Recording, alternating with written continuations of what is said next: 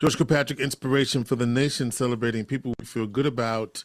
Walter Dixie is the president, chairman. He's the head honcho of the Alliance Network, activist in the community, many different hats, but he's here representing the Alliance Network today. And also joining us is Dustin Czarny. He is the elections commissioner, he's an election commissioner for Onondaga County for the Democrats, right? So Democratic elections commissioner. Yes. But you also may know him from his blog, Commissioner in a Car, where he drives around and gives you topics, especially around this issue of voting and voting participation, etc. I'm not actually driving during the conversation. Just by the way, but yeah. So we're in an election. We just had elections, and one of the topics that we wanted to talk to you about today was voter turnout and participation, especially in communities that we care about. Let me start with you, Walter. You wanted to come on to sound the alarm, and then yes. Dustin will have some stats for us that will amplify that point for us. But why was it important for you to come on today? Yeah, we started February 1st was a Saturday at the Southwest, and we had our Black History Month kickoff, and we talked about rebuilding our neighborhoods. And in rebuilding our neighborhoods, we have to participate in the process of, taking ownership. But when we begin to see that the empathy of not registering or not voting and the low turnout I can remember since we formed the Alliance Network is concerning because just like no one is watching the White House. And from the last presidential election, what has happened, we're reaping what was singled out from Kamala Harris, what we're going to see this year, and we're seeing it at a rate that we can't keep up with, and how that's going to impact our community. So when I think about the next generation or Social Security, who's watching the realm? Who's the big advocates? And what we don't see today is the next generation of leadership emerging to make sure, as Reverend Sharpton says, every generation's got to step up. And it's like we're going to reverse. And when we had the meeting, Dustin did an awesome job of explaining this data and to put it in content in our community. Folks were still asking me, what's our next step? So that was a good meeting. And I feel this coming election, the same thing needs to happen. And that's why we wanted to begin to have these kind of discussions. And I'll close with this, George. When we formed this organization in 86, 87, I forget when it was, it's a long time ago, my thoughts was naive that the more people of color we have in office, the more power we have, the more influence we have and whatever. It doesn't seem to be that today. So politicians of color, politicians in general, are we talking to the people? Is there a reason why there's such a huge disconnect that the turnout are so dismal? So this is so let me just amplify what you just said. Mm-hmm. We have more Black or elected officials of color than we've ever had, but that hasn't translated into power and influence. That's what I heard you say. Is that what you said? Yes. Yeah. And so is it because we as the people have not demanded that they are held accountable? Or so why the disconnect? Because we did our jobs, right? We got the folks in office. We said we wanted representation. So what happened? So I think that one of the things that we have to be cognizant of is when I think about Adam Clayton, former councilman in Harlem, if you go back and look at his record, he was very simplistic about the needs and explain the conditions of Harlem, right, and what we need to do to fix it. When you're a politician, people expect you to lead, right? You have to lead into those same metrics that he talked about 30, 40 years or maybe 50 years ago, right? And so if the people are not getting the knowledge, the challenges, and how do we co-partner in terms of the community and our politicians to develop good policies. That's what we're missing. Well, go ahead. Go ahead. No, I'll just leave it at that. That's what we're missing. All right. So we're missing good policy. Before I go to Dustin, and you hold on to this thought, Walter, we'll come back to it. I don't think the community is demanding of these officials who are in the positions that they're in. They're going to respond to what the community demands and asks. And I'm not sure that we are asking for the things of those folks who are in those positions, because you talked about leadership. And if that's the case, there is a perception that I have that they're looking for other people to do what that they've been elected to do. Hold on to that thought, because Dustin, let's talk about the turnout, right? Because, not only do we have people that we did elect, but we also aren't going to the polls as much as we did. You got some data to share with us. Yeah. So when Walter asked me to come together and share some data, it's important to remember that New York, unlike some other states, doesn't track voter registration by race. We only track by address and residence and sex, male, female, age, that thing. But race is not part of our voter registration. So when we're looking at turnout, we have to really kind of look at the geographic data. Right. Who lives where? Who lives where? And, it's no secret. The city of Syracuse has a higher minority population than the suburban towns. And the closer you get to the city of Syracuse, those suburban towns have a higher minority population than the far out rural towns. But what I wanted to do is show that not only is the city of Syracuse falling way far behind in voter turnout than its neighbors, but even inside the city of Syracuse, as you get into the more minority areas of the city, even then it gets even lower turnout than some of the more affluent sections of the city of Syracuse as well. So I prepared this slide that I shared with Walter's group here, and what this does is on the left, it shows the whole town, and you can kind of see that all of the different towns are averaging pretty good. They're this last turnout in 2024, we're looking in 70s to high 70s, 80% turnout in some of these areas. This is actually pretty good. But then you look at the city of Syracuse, and it's only 58% turnout. For the whole city. For the whole city. That is a drastic drop from their suburban neighbors. And then if you look at the slide on the right, inside the city, the wards, I kind of started to rate, the lighter it goes, the less turnout and less activity we had at this last presidential election. And you see the inner city wards, which happen to be more minority based than the more affluent. Let's name those wards, because I think people can get an idea. Sure, 9th, 10th, 15, 18. That's what's really kind of considered center city, downtown, and the areas surrounding downtown, where a lot of the public housing is as well.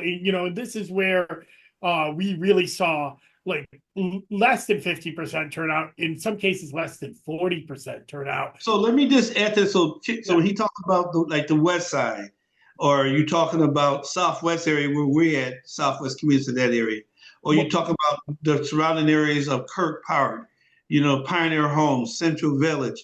So you get a sense of, in our neighborhoods, some of the 19th Ward by the Elk Street, Rose Ave, those kind of down on Oakwood Ave. So when you look at that whole central circle, right, where there's a lot of folks, but we're just not voting. So how do we address these issues? And we got to continue to bring these conversations out this way. And at the end of the day, too, George, is that we got to do a better job as elected officials, as activists, explaining to people in these impoverished neighborhoods that we rely on a safety net, of government safety nets. Right. And when listen to what the Trump administration is talking about, we have the most to lose. And we're not incentivizing ourselves that we at least got to vote on the federal level, but also on the state and local level, but also hold elected officials accountable to the needs of our community, if I reference to Adam Clayton Powell. And one other point I wanted to make before we get off the stats too much is that this is not a problem that was just happening in 2024. It's gotten worse. Since 2009, the gap between city and suburban turnout, it's the highest we've seen this last year, with almost a 20% gap. And, it's always been a lot, around 10, 12%, but we've never seen it this high. And that's a five-alarm fire. I appreciate you saying the five-alarm fire. Let me ask another part of that, though, is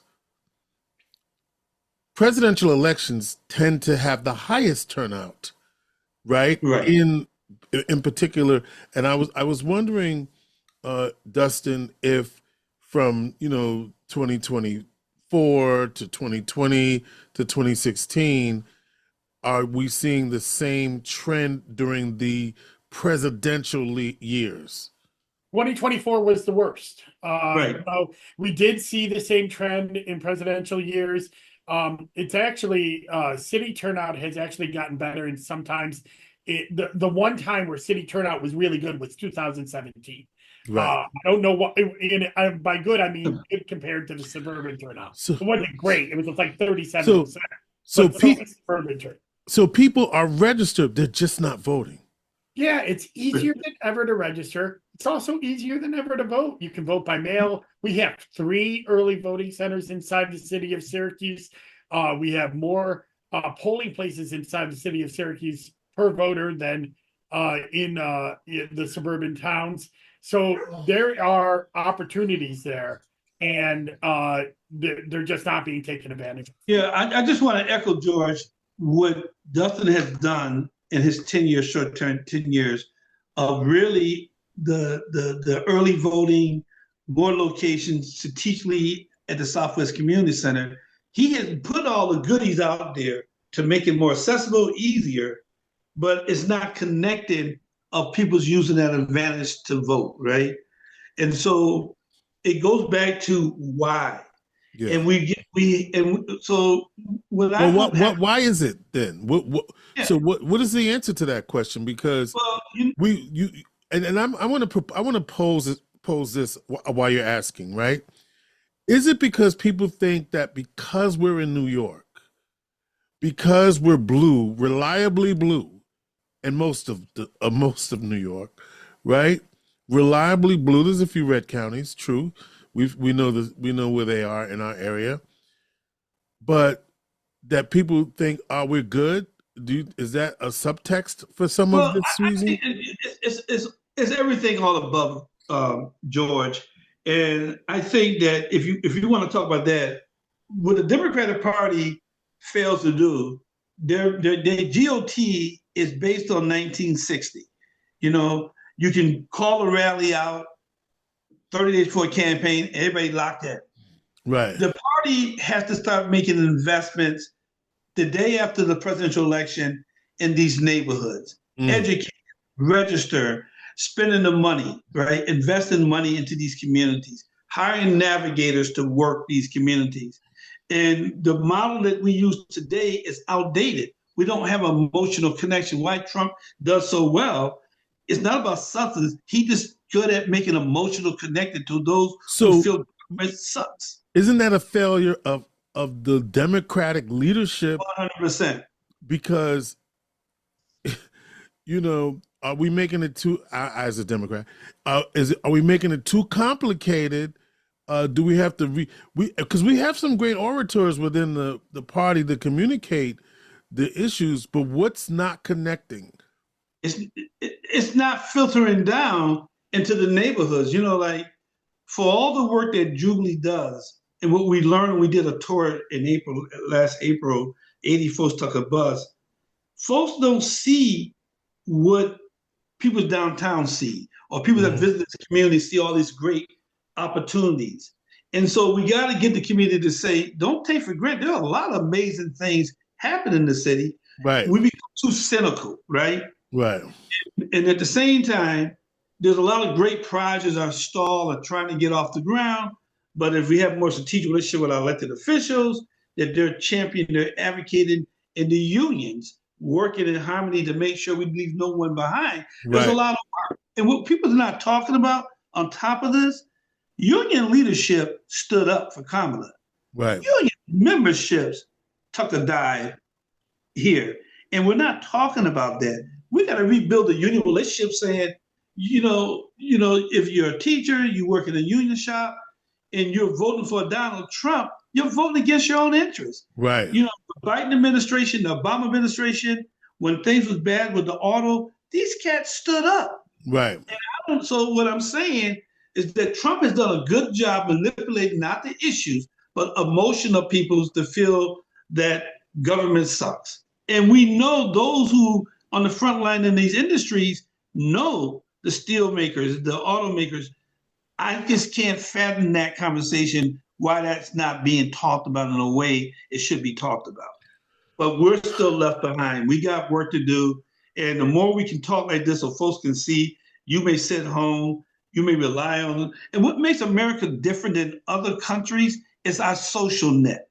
Can you imagine if our social net falls in Europe, the problems they're having in Europe with immigration and the work that's happened and everybody's fighting each other for jobs and opportunities in the United States? This is a scary. I don't know where my grandkids, the kind of world they're going to grow up into. I mean, you're sounding the alarm, and I appreciate that, but is it a little bit too late? Because the wrecking ball, like in this moment as we're talking, the wrecking ball is being, and people's lives are being destroyed, disrupted. We're seeing more, I guess the rank and file is asking Democrats, what the hell are you guys doing? Well, if I could on that, I know everybody's going to say, oh, it's too late. Donald Trump got elected. But now more than ever, local leadership matters because it's going to be the local leadership stands up to these policies. It's going to be the local leaders, that are fighting on the front line. And I'm not just talking about Congressman John Mannion and Senator Schumer and Senator Gillibrand. They're fighting the fight. But city leadership, county leadership, all of that is part of it. We have a sheriff who made some national news saying that he's going to stand up for the rule of law with ICE. He doesn't do that unless the community is asking him to do that, and we've seen, other politicians on other sides of that issue, so this is where participation really comes into play. Because if you're taking yourself out, then that bulwark of local leadership, we are not safe in New York. We need local leaders, governor, everyone to stand up for us. 100. I appreciate what you said. Don't get it twisted. New York, we're not safe as we think we are, is what I'm hearing you say. Right. And the New York State legislature, the governor, all of the local leaders, of course, they disagree with these policies. But if we're not standing up and saying, count our vote and voting for the leadership that will stand up for us, then it could get a lot worse. And in New York, we need fighters. Yeah. This is why Cuomo, and you just heard Hakeem Jeffrey just came out and say we need someone like Cuomo that knows how to fight, right? Forget all the subtitles and stuff about him. We got to fight. We got to get people to want to articulate, have a plan, share it to the communities. And so we get ourselves motivated, because if we don't, as you know, in the biblical terms, the devil is not a liar. They're working every day. And we just going about living in our individual world. And we're going to wake up one day and say, there's no world for us. Yeah. And that's the scariest thing. And I think Dustin says it right. So there has to be a coming to Jesus of the elected officials on these local levels to understand the dynamics, that they have to become the Adam Clayton Powers. They have to be articulate in a way that they're teaching the people how to fight. Well, All right, so let's give some marching orders, because with all of that being said, the trend, let me reiterate what we're talking about. Dustin Czarny, Democratic Elections Commissioner, Walter Dixie with the Alliance Network. The conversation is about the fact that in the inner city of Syracuse, in the wards that have the highest population of people of color, the turnout has continued to decrease. Yes. And from the standpoint of services that we need in the safety net, all of those services will be impacted because the community is not being activated. So how does the community become activated again? I'm going to reiterate so that people know that what they need to do now, because I have some thoughts. Hold our leadership accountable and demand that they stand up and speak up, right, for the things that the community needs. Number one. Number two, you tell me what number two is. No, I think, that's the main thing. We have to sit down as a collective force and come together and have courage to talk about moral stance. And that's how you get the community gravitated. So who is going to become the next mayor, council, state senate, whatever the position is, we just can't elect people to just do the same old thing. We have to be activated and understand Syracuse is going to have great challenges over the next 2 years financially, tough decisions. And right now, we don't need no on-the-job training. We need people that can come together and communicate in a way to this community that's important and do the work. Dustin has done his part. He has done what he needs to do.